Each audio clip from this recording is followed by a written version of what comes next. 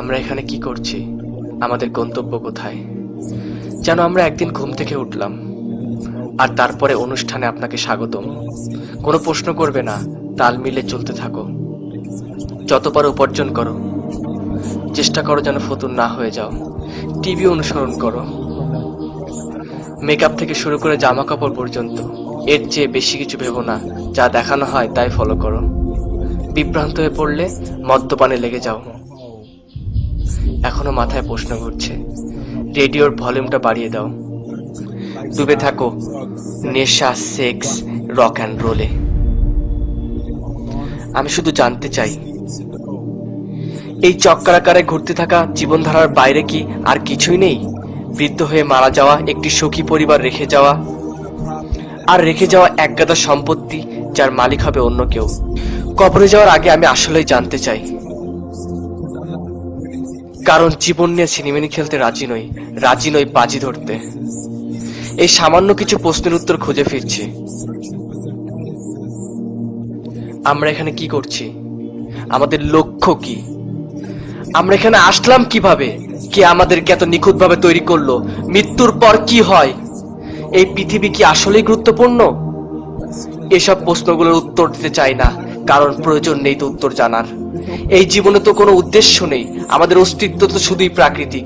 সেক্ষেত্রে আমাকে একটি প্রশ্ন করতে দিন, তুমি কি নিজেই নিজের স্রষ্টা, নাকি কেউ তোমাকে তৈরি করেছে? কারণ তুমি এমন এক সৃষ্টি, ত্রুটি মুক্ত, ক্ষমতা অসমান্তরাল। তুমি সর্বোচ্চ বুদ্ধিমত্তার অধিকারী। আমি শুধু সাধারণ যুক্তি ব্যবহার করছি। এমন ক্যামেরা পৃথিবীতে নেই যা মানুষের চোখের ধারে কাছে আসতে পারে। না আছে এমন কম্পিউটার যা মানুষের মস্তিষ্কের সমান হতে পারবে।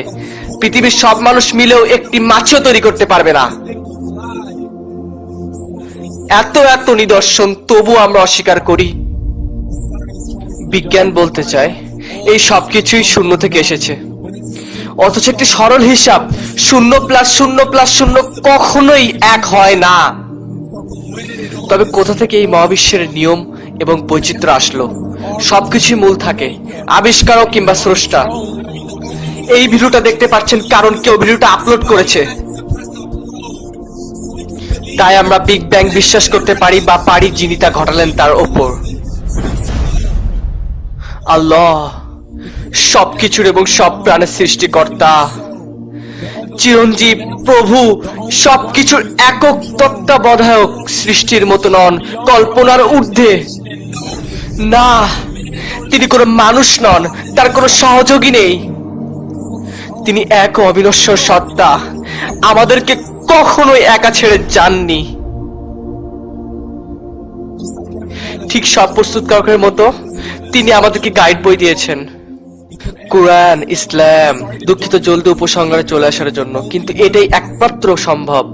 এতে আছে স্রষ্টার যৌক্তিক বর্ণনা, এক এবং অদ্বিতীয়, সর্বোচ্চ ক্ষমতার অধিকারী। কাউকে জন্ম দেননি, কেউ তাকে জন্ম দেয়নি। একটি বই যার শূন্য ত্রুটি, বৈজ্ঞানিক আর ঐতিহাসিক অলৌকিক তত্ত্ব। আজ থেকে 1400 বছর আগে যেমন মানুষের ভ্রূণের নির্ভুল এবং পরিপূর্ণ বর্ণনা, মানুষের ভ্রূণের যে বর্ণনা কোরআনে আছে, সেটি 7ম শতাব্দীর বৈজ্ঞানিক জ্ঞান থেকে আসা সম্ভব নয়। পৃথিবীর জন্য পর্বতমালা কিলক স্বরূপ, যাতে পৃথিবী নরম থেকে রক্ষা পায়। বিচ্ছিন্ন দুটি প্রবাহিত সমুদ্রের পানি কখনোই এক হবে না। গ্রহগুলো নির্দিষ্ট কক্ষপথে চলার তথ্য, আর এই ঘূর্ণায়মান প্রতিক্রিয়া প্রভাবের দিন এবং রাত হওয়া। মহাবিশ্ব প্রস্তুতকরণ তথ্য এবং প্রতিটি পানির উৎস পানি থেকে হওয়ার তথ্য।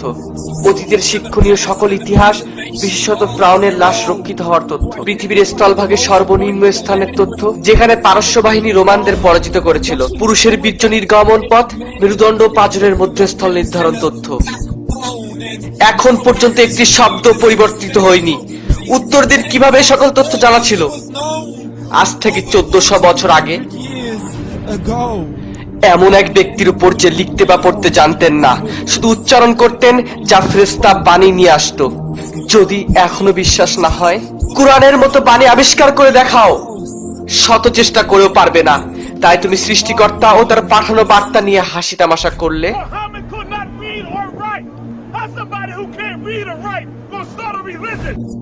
তার বইগুলোকে রূপকথার গল্প পড়ে নাকচ করে দেয়, যাতে আমরা আমাদের জীবন গড়ি লোভ, লালসা, ইচ্ছে দ্বারা। বলে বেড়াচ্ছি জীবন তো একটাই, যত খুশি ফুর্তি করো, আমরা বাঁচবো, মরে যাব, তারপর মাটির সাথে মিশে যাব। তুমি খালি একবারই বাঁচবে, ভুল।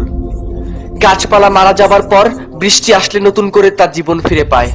আল্লাহ প্রতিশ্রুতি যে আমাদেরকেও ঠিক একইভাবে তিনি পুনরুজ্জীবিত করবেন, আঙ্গুলের ছাপ থেকে নিয়ে পায়ের তলা পর্যন্ত অনুরূপ অবস্থায়। যখন সর্বদ্রষ্টা সর্বশক্তিমান আমাদেরকে এত কাছ থেকে দেখছেন, অবশ্যই আমাদের পরীক্ষা নেওয়া হচ্ছে, আমাদের সম্পদ, স্বাস্থ্য, পরিবার সবকিছুর মাধ্যমে। তাই বিশ্বাস করো, আমরা অবশ্যই পুনরুজ্জীবিত হব এবং ফিরে যাব সৃষ্টিকর্তার সামনে। হিসাব নেওয়া হবে আমাদের প্রতিটি কাজের। যখন তিনি আমাদের আমলনামা দিয়ে বলবেন, পড়ো, ভালো মন্দ, ছোট বড় আর বাকি যা কৃতকর্ম করেছো, তোমার হিসাব গ্রহণের জন্য তুমিই যথেষ্ট। এখন আমার সাথে রাগ করো না। তুমি ভেবেছিলে আমার কাছে কখনো ফিরে আসতে হবে না। তোমাকে পুরো একটি জীবন দিয়েছিলাম আমাকে খোঁজার জন্য, কিন্তু তুমি ব্যস্ত ছিল ও সব কিছু নিয়ে যাচ্ছিল ক্ষণিকের। পড়ো, সুসংবাদ তাদের জন্য যারা বিশ্বাস করেছে। আর যদি তুমি বিশ্বাস না করো তাহলে পড়ো, সেই দিনটি তোমার প্রথম দিন হতে দিও না। পড়ো।